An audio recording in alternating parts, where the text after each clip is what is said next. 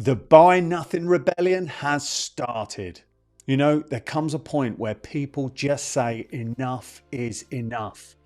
We're living in a time where everything is designed to make you buy more.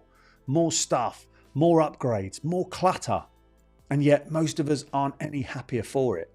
Today, I want to talk to you about something I'm seeing grow bigger and bigger every day. A movement that is called the Buy Nothing Rebellion. A quiet movement that's beginning to spread. It's about taking back control. It's about questioning the system that constantly tells us you're not enough until you buy something new. How our parents and grandparents lived. So I recently posted a video about what it was like growing up in the 80s, and it got me thinking about how my parents and grandparents lived. How good was the quality of items back then and what we had in our house? And when they couldn't afford something, they didn't panic. They got creative. They fixed things. They borrowed. They waited.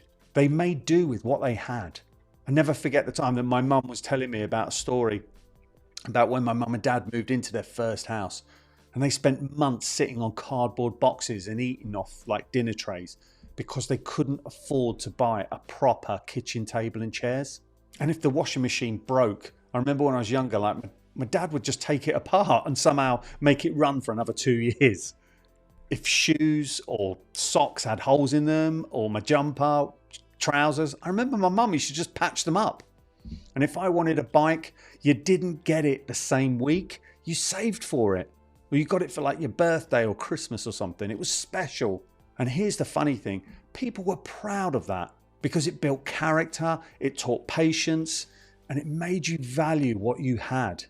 Today, that mindset has almost disappeared.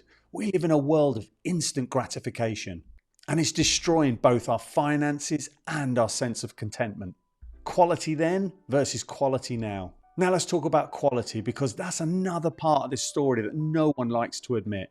Years ago, things were built to last. Your parents might have had the same fridge for 20 years, the same dining room table for 30, the same jumper that somehow never lost its shape. But today, most things are designed to fail, not by accident, but by design. It's called planned obsolescence. Your phone battery is glued in, your washing machine motor can't be replaced, and even your laptop keyboard stops working after about 2 years. It's a cycle that keeps you spending and keeps the profits rolling in for the massive corporations. But here's the thing, we've started to notice, and people are beginning to say, why am I buying something every year that used to last me for 10? It's like that time I never forget. I bought a pressure washer to clean my car. I bought it a couple of years ago. It wasn't that expensive, but it wasn't cheap either. It literally broke down after about a year. And I honestly, I must have only used it about 20 times. It's the washer, mate, inside, the guy told me. It used to be metal, but now it's plastic. It doesn't last very long. Well, okay. Well, how much is it to fix? How much is it to get a new washer and take it apart and put it in and stuff? Oh, it's a nightmare to fix. You're better off just buying a new unit. Yeah. Well, obviously I didn't do that. But that's what I'm talking about. And here's another thing. I currently have my dad's and my granddad's old tools in my garage. And I just can't believe the craftsmanship and build quality of some of those items. Honestly, it's incredible. The next best thing trap. We've become addicted to the next best thing. The new iPhone, the latest trainers, the bigger TV, fast fashion trends. This is a photo that I took earlier, just of a few items that are lying around my office. And trust me, I've probably got twice as much as this in drawers and cupboards around the house. But this just goes to prove that every time you got a phone, the companies wanted you to buy something else. And you did. And it felt good for a few hours, but that feeling soon disappeared. I've still got a paddleboard sat in my garage from about 4 years ago that I bought, and it was £1,000. And I just don't use it anymore. But did I really need it at the time? No. But did I really want it at the time? Yeah, of course I did. But don't get me wrong, I still buy stuff. But I now deliberately stop myself from impulse buying. I wait, I do my research, And when the time's right, yes, then of course I'll buy. So why does that feeling of excitement from buying disappear soon after we do buy? Because big corporations are spending hundreds of millions of pounds designing adverts to hit your emotions. They make us feel like the old stuff just isn't good anymore. Like you're falling behind if you don't get the latest upgrade. It's manipulation at scale. And it's working because we're buying more and more than we've ever bought before. But here's the truth. No one ever upgraded their way to happiness. The shrinkflation and quality crisis. Now let's talk about something we can all see. Food and packaging. Everything's getting smaller and everything is getting worse. Look at chocolate bars, crisps, even cereal boxes. Smaller sizes, higher prices. They call it shrinkflation, but really it's deception. And the quality, food used to taste so much better because it was made with like fewer chemicals, fewer filters, fewer shortcuts.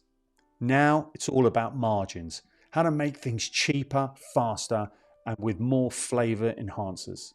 I know I'm going a little bit off track here with this one, but just bear with me. So about 2 weeks ago, I started to run out of like face moisturizer for men. Now I'm quite lucky because I've got a family member who's in the cosmetic industry. So she's able to get like some of these items at like discounted prices. So this like face cream had run out, right? And it wasn't cheap, by the way. So I decided to like saw the tube in half to get the remaining cream out before throwing it away. And to my horror, about a third of the tube was completely filled in. So it looked like the whole tube was like filled with cream, but in actual fact, it was only filled about 65%, as the rest of it was just plastic. We've traded quality for convenience, and we're paying for it in every way, financially, physically, and emotionally. The turning point. But here's the good news. Something is changing. People are waking up. They're fixing things again. They're buying secondhand. They're swapping, they're lending, they're recycling, and they're saying no to the consumer treadmill. It's not about living without, it's about living smarter. It's about understanding that the things you own shouldn't own you. And this is what I mean by the buy nothing rebellion. It's not a movement against money, it's a movement for meaning. How to join the rebellion. So how do you start? First thing you do is you pause before you buy anything. Ask, do I actually need this? Or do I just want it because I'm being sold the idea of it? Well, number 2, buy for longevity. Choose things that will last, not things that will trend. Number 3, repair and reuse. There's pride in keeping something alive. Number 4, support small local businesses. They care about their profits and their customers. And number 5, be intentional. Every purchase is a vote. So vote for quality, not quantity. When you do that, you take back your power. So if you've seen any of my other videos, then you'll know that like I've been in sales for over 28 years now. And you're probably thinking, hang on a minute. Aren't you part of the problem? I mean, like you sell products on behalf of these companies, right? Well, actually, I don't. I stopped working for these big companies a while ago, and now I deliberately only work for small, independent, family-run businesses that value customer service and quality over mass production and profit margins. And I only sell into small, independent businesses too. The buy nothing rebellion isn't about rejection, it's about rediscovery. Rediscovering value, rediscovering like gratitude and freedom from the endless chase. Because when you stop buying things that you don't need, you start gaining things you can't buy. Peace of mind, time, and contentment. Oh, and I pretty much guess that you'll be financially a lot better off too. So if this message resonated with you, if you've had enough of the constant push to consume, you're already part of the rebellion. Let's build a world where enough really, really is enough. So thanks very much for watching. And I'd like to hear your thoughts about anything that I've discussed today in this video. So let me know in the comments below, and yeah, I'll see you in the next video. Take care and see you soon. Bye.